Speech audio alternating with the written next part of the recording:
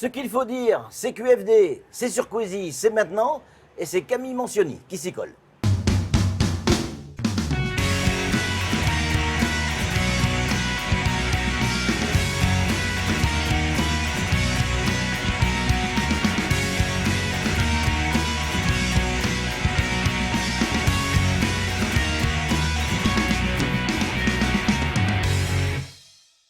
Monsieur le procureur, bonjour. Bonjour. Merci d'avoir accepté notre invitation et d'être présent sur notre humble plateau ici à Mayotte. Ça fait longtemps qu'on vous attendait sur un plateau télé ici à Mayotte, en tout cas sur Squeezie. C'est la première fois Oui. que je viens sur votre plateau. Ouais. Et peut-être même la dernière. Sans doute la dernière, mais parce que c'est la première invitation. C'est peut-être ça Ferme. aussi. Ouais, C'est la peut-être première ça. invitation ferme, Ouais. avec un objet, avec, Ouais. avec un programme, avec une envie Ouais. d'échanger. Donc, merci de m'avoir invité. Camille Menzioni, monsieur le procureur, on va évidemment parler de votre métier, on va évidemment parler de votre séjour ici à Mayotte, mais on va commencer par ce que l'on vit en ce moment, ce que nous, les citoyens de Mayotte, nous vivons actuellement. On sent une montée de la délinquance, une montée de la violence. Est-ce que c'est un sentiment d'insécurité ou est-ce qu'on est réellement en insécurité? Il y a une réalité de la délinquance et de la violence. Oui, J'ai plutôt, moi, la lecture que j'ai des événements, c'est Ouais. que c'est cyclique. Parce que ce que vous dites là, si vous reprenez vos archives, vous l'avez sans doute déjà dit. probablement, oui. Parce que moi, j'ai eu le temps de regarder tout ce qui s'est écrit et dit sur la violence à Mayotte, depuis au moins 10 ans, voire davantage. Tout ce qui se passe aujourd'hui est écrit. La bombe à retardement est annoncée. Et même des événements aussi graves que ceux que nous vivons aujourd'hui se sont déjà produits, en réalité. Quelques exemples.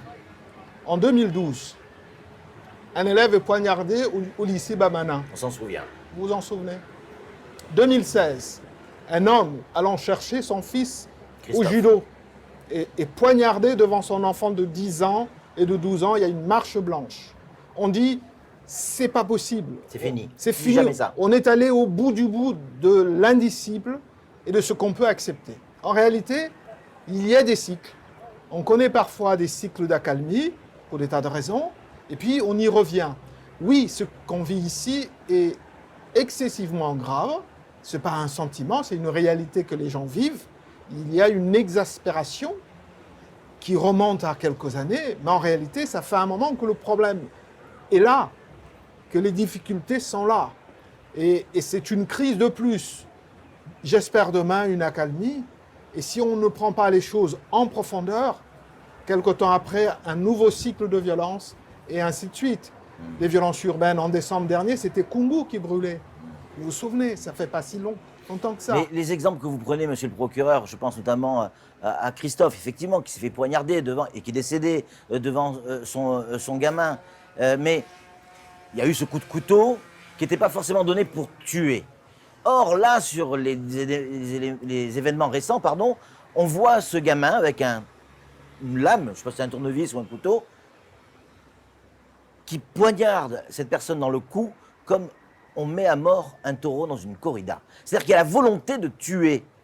Et ça, pardon, monsieur le procureur, on n'a pas eu le sentiment de l'avoir connu déjà. Si, monsieur Milan. Septembre 2019, devant le lycée de Sada, un garçon est lapidé à mort. C'est vrai. C'est normal. Nous avons vrai. une faculté de résilience et tant mieux, ça nous permet de vivre. Ouais. Les événements passent. Oui, ce qui s'est passé là ces jours-ci est extrêmement grave. Ces images sont insupportables. Hélas, ce n'est pas nouveau. Hélas, ce n'est pas la première fois qu'il y a une volonté de tuer. Sada, ça fait à peine un an. Pourquoi on oublie aussi vite? Parce qu'on a Pourquoi envie on a le sentiment que c'est le dernier événement qui est le plus grave? Parce qu'on a Alors que envie de- vous avez raison, là maintenant que vous le dites, on s'en souvient. Parce qu'on a envie de vivre. Parce qu'il y a une envie de vie qui prend le dessus Ouais. malgré les difficultés. Si tous ces drames devaient nous abattre totalement, plus grand monde irait faire son marché, irait faire son footing, irait à la plage. La volonté de vivre, heureusement, prend le dessus sur les événements, mais ça ne doit pas nous empêcher de penser que ce sont des choses graves et qu'il y a des actions possibles pour essayer de traiter ces problèmes en profondeur, mais pas seulement dans les paroles, mais par des actes. Et il y a un certain nombre d'éléments, d'outils qui sont de nature à essayer d'apporter des réponses en profondeur. On va en parler de ces solutions possibles. Mais encore une fois, une question que les gens se posent, ils ne se la posent même plus la question, ils le disent, peut-être à tort. C'est à cause de l'immigration. Un faux, un toc, c'est vrai ou c'est faux? Une bonne fois pour toutes, est-ce que oui ou non, la violence et la délinquance que l'on vit à Mayotte est liée à la délinquance? Est-ce que vous faites le lien? Vous savez, il suffit de regarder les chiffres de la délinquance, et en particulier le chiffre des personnes condamnées qui sont incarcérées. Parce que ça, au moins, c'est un chiffre objectif. Oui. On peut le vérifier. Oui. Vous pouvez aller à Magicavo, regarder les 353 personnes incarcérées, regarder qui est français, qui est étranger. Oui. On est en surpopulation à Magicavo. On est en surpopulation. Oui. En réalité, c'est la moitié. C'est à l'image de la société elle-même. Donc, on ne peut pas effectivement dire que l'immigration n'a aucun lien, ou plutôt que la violence et l'insécurité n'ont aucun lien avec cette immigration, mais en proportion de la part des immigrés ou des étrangers sur le territoire. Donc pour vous, c'est 50-50. 50% d'étrangers, 50% de Français. C'est la réalité, encore une fois, d'un échantillon, qui est un échantillon oui. qui est là, qui est à disposition, qu'on peut regarder. Si on regarde les personnes incarcérées, grosso modo, à quelques éléments près, nous avons autant de citoyens français que de personnes de nationalité étrangère. Monsieur le procureur, il y a un couple de parents qui, légitimement ou pas, peu importe, arrivent de l'extérieur, arrivent à Mayotte. En quoi ça? Ils font un enfant, l'enfant est né ici, il est français. Un jour, il se retrouve en prison. Est-ce qu'il fait partie des Français ou des étrangers? Dans votre calcul? S'il a acquis la nationalité française, il est français. Donc, quand on dit 50% d'étrangers, on ne tient pas compte des gens qui sont nés ici. Mais moi, la notion d'étranger, pour moi, elle est carrée. Oui. Un étranger, c'est celui qui n'a pas la nationalité française. Oui. Toutes les autres considérations sont hors de mon champ. Évidemment, il y a des enfants, il y a des personnes qui sont nées de parents étrangers. S'ils n'ont pas la nationalité française, ce sont des étrangers. S'ils ont la nationalité française, dans les critères, les indicateurs que nous utilisons, ce sont des Français. Eh oui. Alors je sais bien, je sais que ce débat existe. Ça fauche les chiffres. Je ne sais pas, en tout cas, ça ne fausse pas le calcul entre étrangers et Français. Oui. On sait qu'une partie de cette population est issue de l'immigration, mais ce débat, on l'a en métropole aussi. Hein. Oui. Ce débat, on l'a partout. Mais moi, je suis magistrat, je ne suis pas un homme politique. Quand je dis étranger, ça veut dire qu'il n'est pas français. C'est tout. Peu importe Ce n'est pas la définition légale, oui, je ne oui. peux pas sortir de ce cadre-là. Bien sûr. Chacun parle à la place qui est la sienne. Moi, je parle comme magistrat, comme procureur. Un procureur, quand on lui dit qu'est-ce qu'un étranger? Un étranger, c'est une personne qui n'est pas de nationalité française. Et quand vous discutez avec vos collaborateurs ou avec d'autres personnes de la justice, est-ce que vous dites que ce sont des enfants français issus de l'immigration? Est-ce que vous rentrez dans ce paramètre? Pas forcément officiellement, mais est-ce que vous vous dites, ouais, c'est des gens qui sont nés ici, mais voilà. Il y a deux choses. D'abord, nous sommes saisis de faits. Oui. Il y a un fait qui est commis, on en cherche un auteur. Oui. Que l'auteur soit français ou étranger, a priori, ce n'est pas la préoccupation immédiate. Oui. Dans le décompte, on arrive à faire la part entre ceux qui sont français et ceux qui ne l'ont pas, mais ce n'est pas un indicateur qui nous sert pour le travail que nous avons à faire. Vous comprenez ce que je veux dire? Il y a un autre sujet en revanche sur lequel nous travaillons, nous réfléchissons. C'est la question des enfants qui sont seuls ici. Des fameux mineurs isolés? Isolés ou pas, Oui, oui.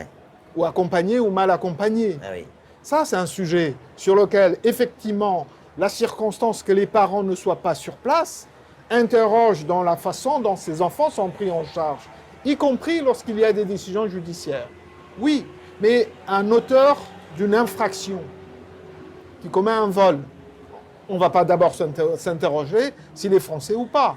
C'est un auteur, il est interpellé, il est mis en cause, on recherche les preuves pour le mettre en cause, et si les preuves sont établies, il est poursuivi et condamné, peu importe sa nationalité.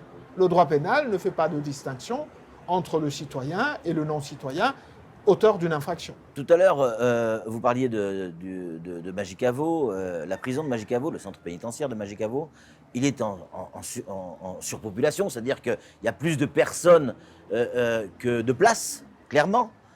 Est-ce que ça, quand vous prenez une décision, vous et les juges, hein, ça influe dans votre décision? Vous vous dites, bon, ce gamin, on ne peut pas le mettre en prison, de toute manière, il n'y a plus de place. Est-ce que jamais? Ah, pas du tout. Parce que d'abord, c'est un flux. Oui. C'est un flux, il y a des entrants, des sortants. Oui, mais au moment où vous le mettez, si c'est plein. Non, on ne peut pas. Parce que ceux qui fondent le placement en détention pour quelqu'un qui est condamné, c'est le quantum de sa peine. Quand on est condamné à plus d'1 an d'emprisonnement, on doit exécuter sa peine en prison. Donc on ne va pas s'interroger. Après, il y a l'administration pénitentiaire qui, elle, a des possibilités de transfert. Il y a des transfèrements qui peuvent s'opérer.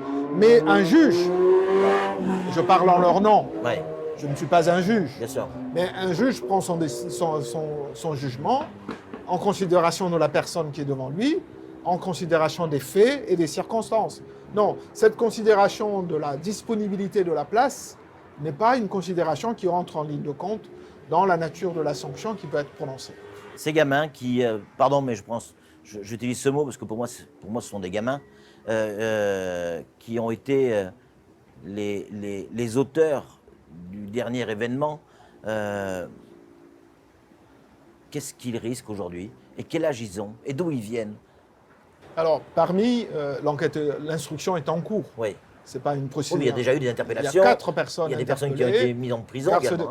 4 personnes présentées devant le juge. Oui. Parmi ces 4 personnes, il y a une personne qui est née à l'étranger, aux Comores, en 1994. Il y a 3 personnes qui sont nées à Mamoudzou, l'une d'elles en 1999, la deuxième personne en 2001 et la troisième en 2002. Donc, 3 personnes nées à Mayotte, une personne née à l'étranger, et je dois vous l'indiquer, ces personnes se présentent devant la justice sans jamais avoir été condamnées. Ils ont un casier vierge. C'est-à-dire que c'est la première fois. C'est l'inverse de tout ce qu'on a entendu. Et là, on a un cas, moi je vous parle de quelque chose de très concret. Sur ces cas-là, on Oui. a entendu l'inverse.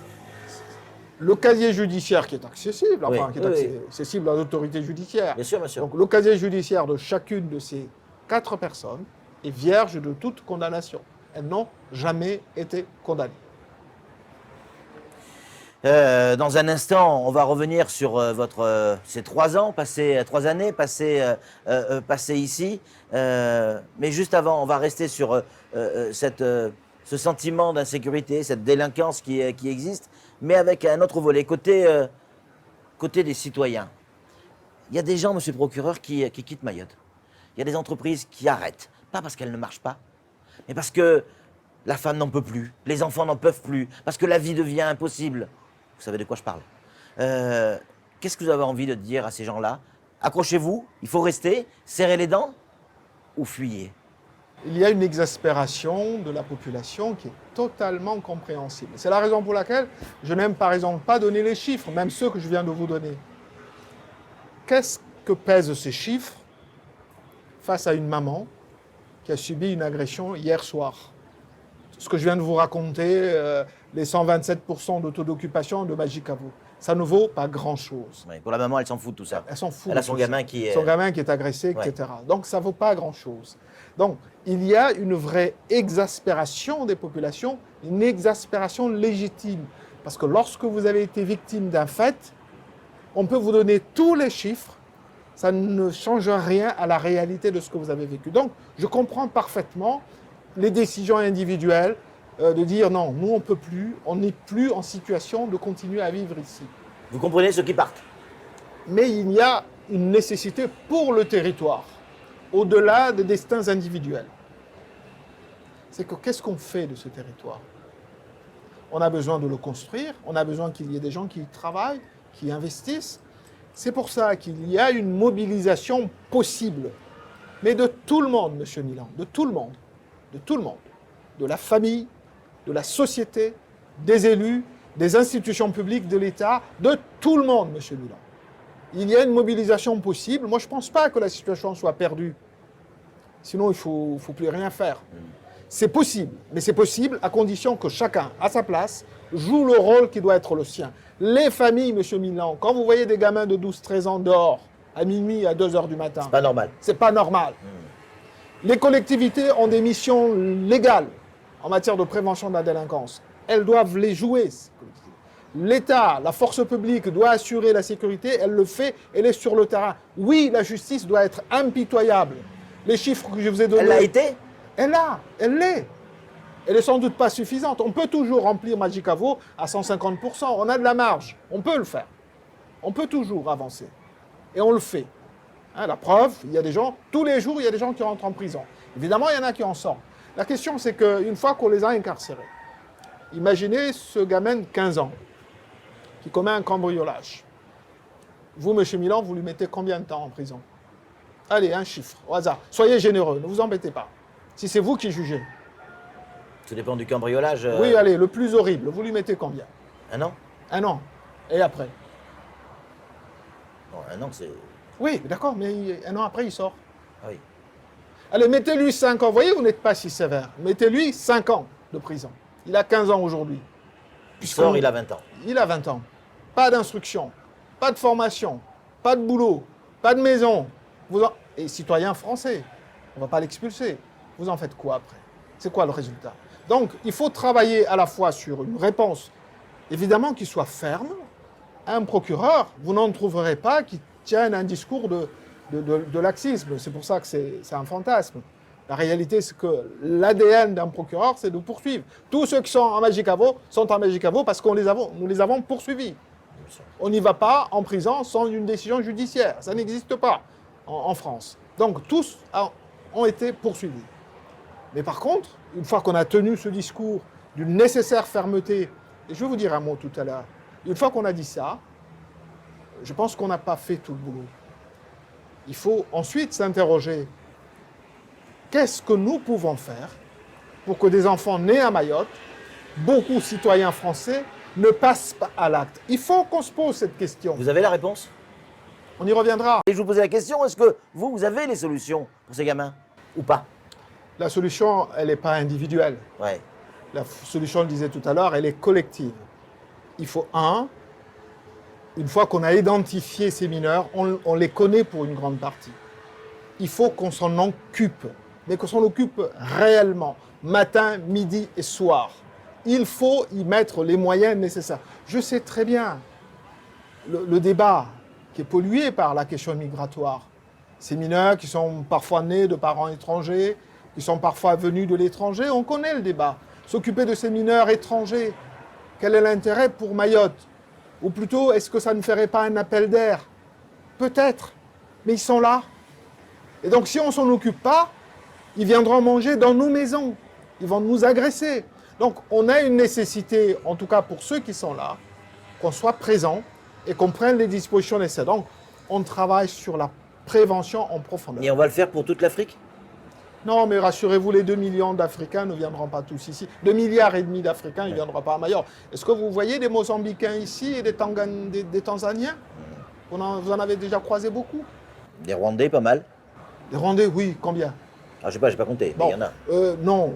On a même vu des Tibétains, monsieur le procureur. Oui. Vous le savez. Je ne sais pas. Mais non, alors c'est une inquiétude, mais les flux migratoires, ce n'est pas seulement à destination de Mayotte. L'Europe aussi est inondée de flux migratoires.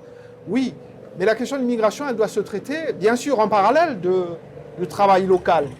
Il faut traiter l'immigration, bien sûr, mais il faut faire en sorte que ceux qui sont là, tous les Africains, ils ne viendront pas. D'ailleurs, le territoire ne supportera pas 2,5 milliards d'habitants, donc c'est pas possible. Moins, donc ça, déjà, on a du mal à faire. Donc ça ne viendra pas, je ne crois pas.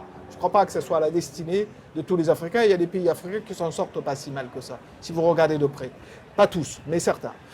Donc, il faut qu'on s'en occupe, d'une part, donc faire de la prévention. Deuxièmement, il faut qu'on occupe le terrain physiquement. C'est-à-dire avec plus de policiers? Et ils sont là. Il faut de la présence, de la police municipale, de la gendarmerie nationale, de la police nationale. Il faut une occupation du terrain. Deuxièmement, il faut une réponse judiciaire à la hauteur des aspirations. Moi, je vais vous dire par rapport à la réponse judiciaire. Pendant 3 ans, et c'est parce que vous ne venez pas souvent aux audiences de rentrée, c'est dommage. Parce que j'ai tenu ce discours pendant 3 ans. Qu'est-ce que je dis? l'institution judiciaire française, et donc nous à Mayotte, nous avons un défi majeur. On n'y est pas encore. C'est de faire en sorte que les décisions que nous rendons répondent à des besoins réels de la population. C'est le discours que je dis, moi, en interne. C'est-à-dire que vous écoutez la population, c'est la vox populi qui fait la justice? Pas du tout. Je dis qu'on ne peut pas ignorer ce que vivent les gens. D'accord. Je dis même, en termes techniques, que la légalité n'exclut pas la crédibilité. Parce que toutes nos décisions sont quasiment légales. Mais qu'est-ce que vaut une décision légale que personne ne comprend? Nous avons donc, nous, une mission institutionnelle. C'est un horizon qui est lointain, mais pas seulement à Mayotte, pour l'ensemble de notre institution. Nous avons un devoir, un travail lourd à faire pour que nos décisions, non pas soient rendues sur l'opinion, mais qu'on ne puisse pas ignorer ce qu'attendent. Il y a un concept un peu savant qui est la question de la réception de la décision judiciaire. Elle doit être reçue par ceux au nom duquel cette décision est rendue. C'est un travail. C'est-à-dire le peuple. Vous voyez que je ne me voile pas le visage. Ouais. Nous devons, nous, faire notre travail pour que nos décisions soient compréhensibles par ceux au nom duquel ces décisions sont rendues, c'est-à-dire le peuple français. Donc, cette autocritique, nous la faisons tous les jours. Mais c'est une institution, avec des règles. Donc, nous devons rendre des décisions légales, conformes à la loi, mais cela ne suffit pas. Il faut des décisions crédibles, utiles. Ouais. C'est le Et travail après, c'est que nous lié à avons fait. l'interprétation de la personne qui va juger. Parce que la personne qui va juger, elle juge avec le petit livre rouge. C'est tout. C'est de la technique, la justice, souvent. C'est de la technique. Mais derrière des dossiers, derrière des numéros de dossiers, comme vous le disiez à l'instant, avec d'autres mots, il y a des êtres humains qui souffrent. C'est exactement ce que je viens de vous C'est dire. ça, c'est ça. C'est-à-dire qu'il faut une décision légale, conforme au livre rouge, Ouais. mais il faut aussi que cette décision réponde à quelque chose de précis, dans le respect du livre rouge. Parce que sinon, Il a tout prévu, le livre rouge. Quand on dit livre rouge, c'est le code pénal, évidemment. oui, il a pratiquement tout prévu. Ouais. Pratiquement. En tout cas, on a ce qu'il faut. Ouais. D'ailleurs, vous savez, il y a quelques années, il était tout petit comme ça. Ouais. Maintenant, il est comme ça. Ouais. Donc, on peut y trouver matière à répondre aux nécessités de notre société. C'est une exigence pour nous. Je vous dis, on n'y est pas encore. C'est de l'autocritique que je fais. On n'y est pas encore, pas seulement à Mayotte. Beaucoup de nos décisions ne sont pas comprises. Nous devons donc faire un effort, nous-mêmes, dans le langage. Le langage que nous utilisons est parfois rébarbatif, plein de notions trop Peu savantes, techniques. trop techniques. Il faut aussi donc rendre des décisions, un travail qui est fait là-dessus pour rendre les choses compréhensibles. Mais tout ça, c'est aussi le travail de la loi. Ouais. Parce que le juge ne fait qu'appliquer la loi. Il faut déjà que le travail parlementaire, législatif, soit lui-même. Eh, parce que c'est ça, il faut le rappeler aussi, que ces lois, c'est pas vous qui les décidez, ce sont nos parlementaires qui les votent, qui les écrivent, qui les pensent et qui les votent.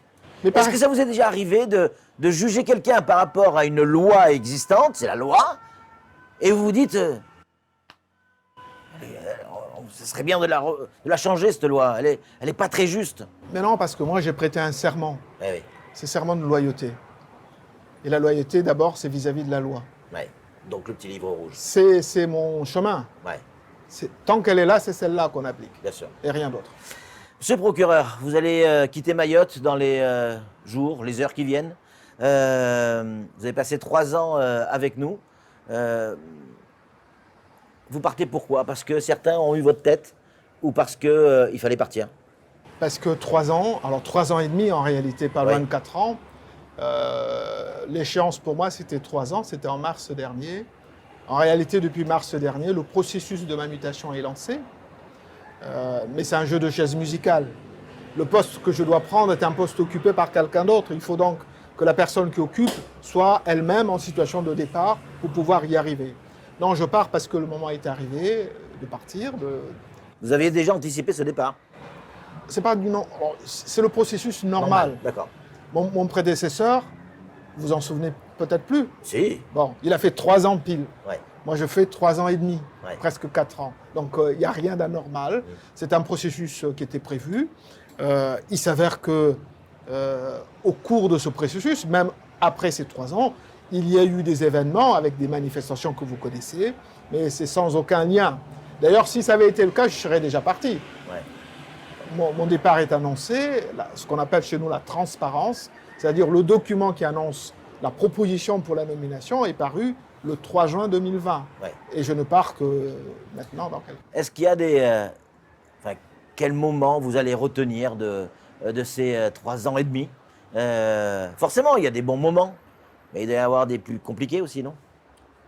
Il y a des moments compliqués. Quand on vient ici, en tout cas moi, quand je viens ici, je sais que c'est une tâche difficile.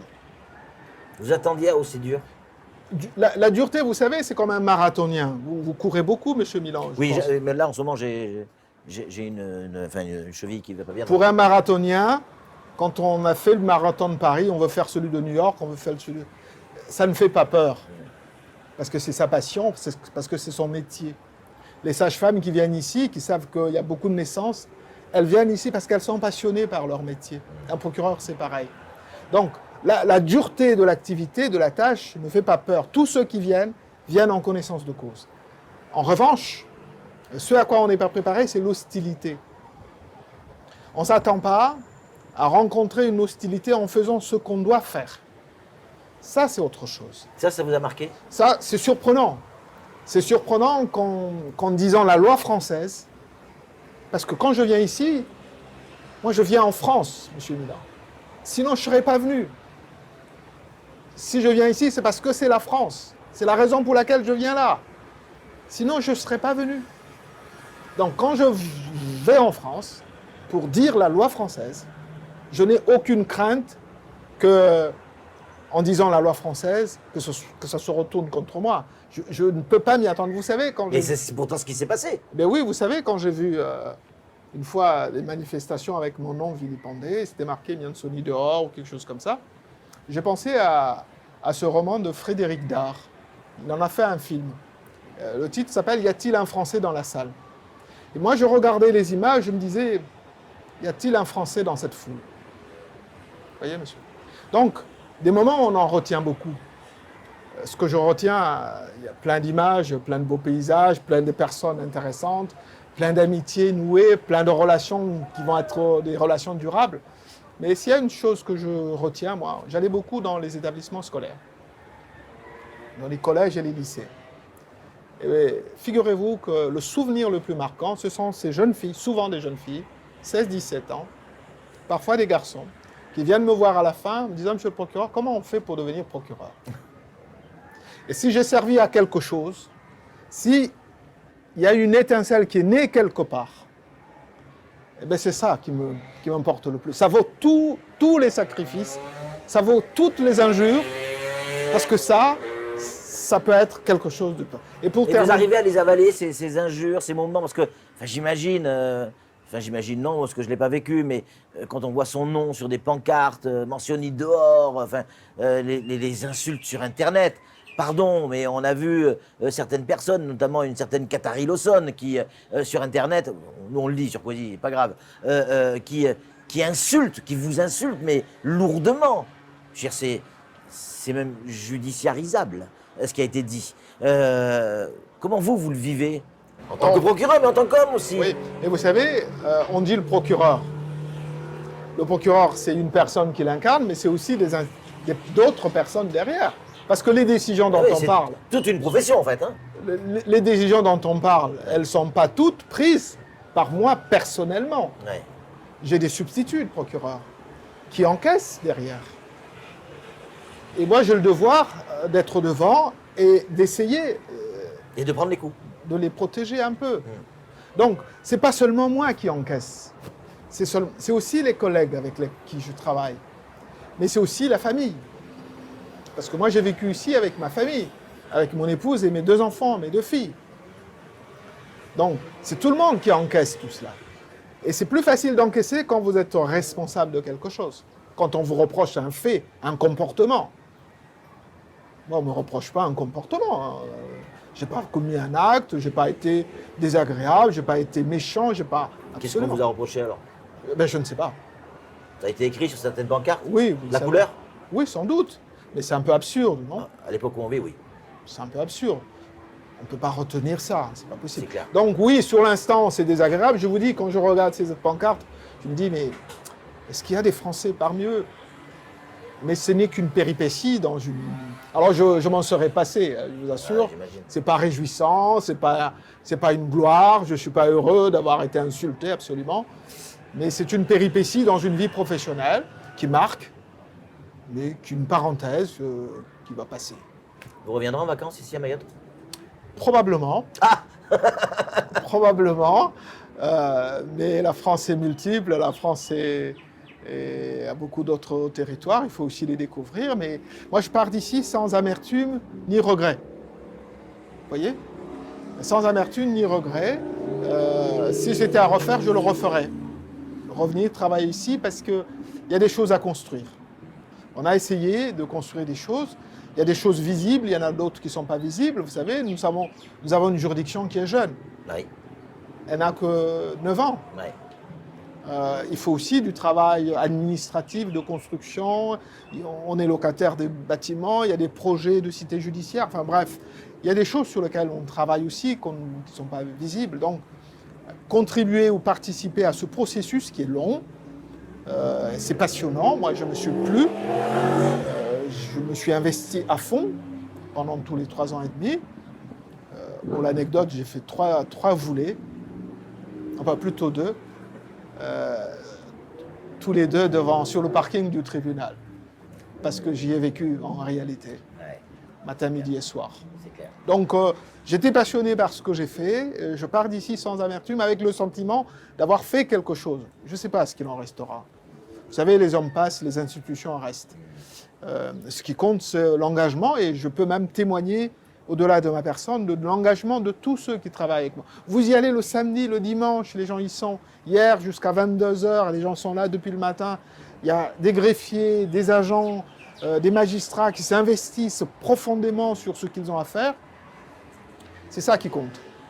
Le destin personnel, il y a des moments où c'est exaltant, il y a des moments où c'est moins bien. Tout ça passe. En tout cas, il y a plein de choses qui se disent en dehors des caméras, dès que les caméras sont coupées. Il y a des choses qui se disent. Ben nous, on a décidé de vous dire quelque chose quand les caméras sont allumées, quand les projecteurs sont allumés, même si parfois ils clignotent, quand les micros sont ouverts. Ben nous, on a été très contents de travailler avec vous. Vraiment. On a été extrêmement contents parce que les téléspectateurs doivent le savoir également. Qu'il soit 8h du matin, 22h, un samedi, un dimanche, vous répondez au téléphone des journalistes. Je parle pour notre métier. Quelle que soit l'heure, quelle que soit de la journée ou de la nuit, quel que soit le jour de la semaine, vous répondez aux questions des journalistes afin que nos téléspectateurs, nos auditeurs, nos lecteurs puissent être informés, j'allais dire, au plus près de la réalité. Et on voulait juste vous dire merci, monsieur le procureur. Merci à vous. Allez, c'est tout pour ce CQFD. La semaine prochaine, on sera, ben je ne sais pas, avec quelqu'un. Ça sera forcément encore un VIP. D'ici là, soyez prudents. Ciao.